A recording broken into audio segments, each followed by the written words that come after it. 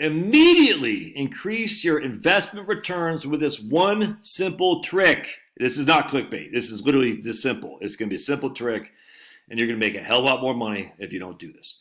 I talk to one or two people every day, and I can't believe I don't think I've done this video, at least for not a year, and I cannot believe how many people are sitting in stable value funds and cash accounts at the bank. So I just got off the horn with, we'll call him Georgie Porgy today from PA. Georgie Porgy from PA. Actually, no, I want to use another guy. We'll call him Charles in Charge from California. He's Charles in Charge. Now, this 6 months or so ago, and he's got like $500,000 in his Chase account. And I said, so let's take a look at Chase. So here's Chase. Let's see what, did they not give us a chance to see what the rates are? Let's see what Chase's rates are here. Hang on one sec. So what we got right here? See, oh boy, I got to enter my zip code.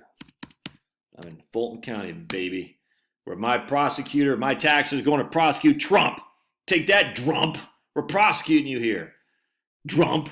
My tax is going to use, of course, that was never part of an election, but so here we go. All balances, 0.01%. That's 1 basis point. That's freaking fantastic. That is, you can't beat that as Chase Savings. Let's actually look at a Navy Federal Credit Union. A member of Navy Federal is the biggest credit union by far, so let's see what their rates are doing here. Savings rates. Can we just click on that? All right, let's see what they got. All right here. 0.25, that's great. 0.25, that's fantastic. We got their money market savings rates over 50,000, 1.5. Jumbo money market savings rates 2.25, and that's with over 1 million schmackaroonies. All right, so this is across the board, dude. In fact, let's look at USA. Doesn't give us the rates here. So anyway, whatever. That's all right because we should just give the rates. All right, whatever. Doesn't give us rates. All right, the point being is, so I was talking to my man.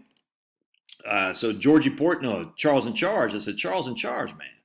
You got to move that money to a money market account. He had a Schwab account, a Fidelity account. So just move it over to SPACs. SPACs. I mean, no, it's not FDIC insured, but you're making 5% in SPACs. You're making 10 basis points in this account right here. Are you taking on more risk? And in fact, if you look at my man I was just talking to today, Georgie Porgy, $126,000 sitting in his bank account, hardly earning anything. He goes, what should I do with it? Move it to this right here. He already has this Vanguard Federal Money Market Fund. 5.27. 5.27. That's $5,200 a year. Federal Money Market Fund. There was a video that said 7 reasons not to have the Vanguard Money Market Fund, or as an article. And actually, I'm going to see if I can't find that. But government product type, taxable money market fund. Taxable money market fund, government product type. Let's see what the holdings are. So everyone says FDIC is more guaranteed than federal bonds. It's just not true. It's just not true. So they got 222 holdings. 39 days is the average life. 10 days the average maturity. All right. Risks associated with conservative funds. All right. The share prices are expected to remain stable. All right. Keep in mind, investments that offer stability principally typically are the most vulnerable to income risks, i.e., you've lost your income from inflation. Well, we're getting 5.27, man. That's not too shabby. And they tend to produce lower long-term results than riskier assets. Such funds are appropriate for the short-term reserve portion of a long-term investment portfolio. Yep. And investors whose tolerance for share price fluctuations is very low, or whose employment or financial situation is precarious, i.e., you're getting ready to retire, 100%. And you can see here, U.S. government obligations right here, 32%. Repurchase agreements. Oh my goodness, the repurchase numbers, don't you know? Let's see what the guy said about the reasons not to own the federal money market, if I could find that video. There it is, 8 reasons not to own. And this is actually a pretty good article. I got to make it so I can read it. I don't have my reading specs. The much advertised fund we just looked at, it takes the fund's accrued interest over the last week and multiplies by 52. It does not accurately represent the investor's expected annual return in the way bond funds do. Yeah, it certainly does, man. I mean, we're getting right now, we are getting 5.27 the last 7 days. Yeah, if you're expecting more or less than that, I'd wonder why you'd expect more or less. I mean, I guess you'd expect less if you think that the rates are going to be cut, but we don't think the rates are going to be cut anytime soon, especially when the new inflation numbers come out. According to December 2030 Fed dot plot, the U.S. Reserve is projecting the Fed funds rate to decline by 2.5 percentage points by the end of 2026. Okay, that's fine. So it's still higher than what the bank is paying. It's not as safe as investors believe. Only 32% of it is investments, U.S. Treasury obligations. The rest were repurchase and agency obligations, two sectors previously bailed out by the U.S. government. And so the alternative to that would be the FDIC. Because what is the FDIC? Oh, the FDIC doesn't have. He's not making this argument.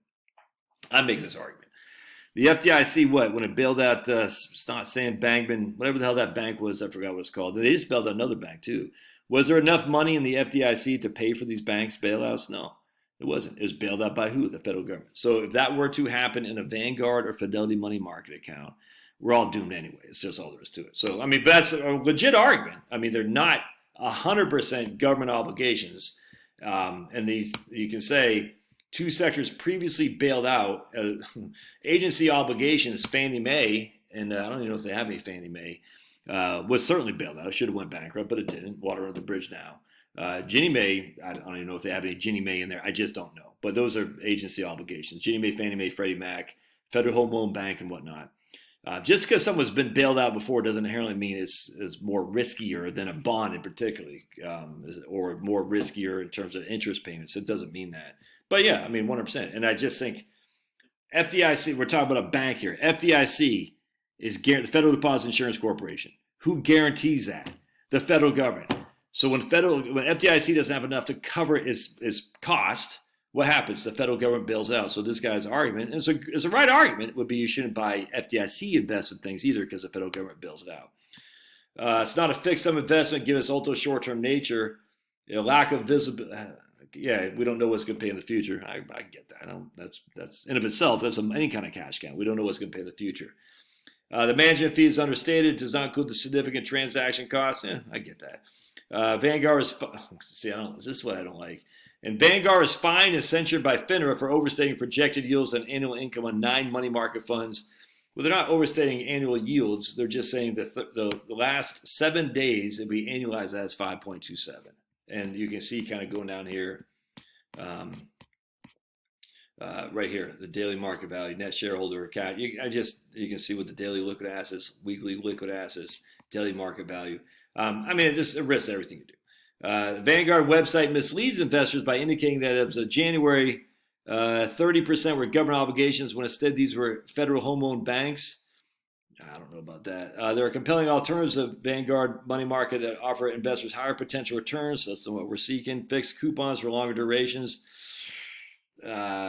Fixed coupons with longer durations. That has more risk than the Vanguard money market. That's for sure in terms of volatility and potentially even the ability for it to be made whole upon maturity. We don't know. Anyway, I don't have any problem with that guy's article. I just find it, it's a little bit, I think we're reaching a little bit there, but it's okay. It's a good article to read.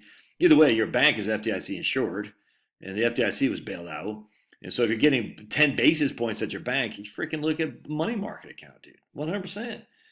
I mean, you don't have to do that. But in this case, my man, Georgie Porgy, would you stop saying that? No, I like saying it. It's fun. Georgie Porgy. Curious Georgie. Anyway, he's getting 0.1 or something like that, and that's paying him $100 on $100,000. He could get $5,270 on $100,000. Now, can I guarantee that'll be the rest of the case for the whole year? No, but right now, that's what it's paying. Not too shabby. All right, love your thoughts. God bless. We'll see you.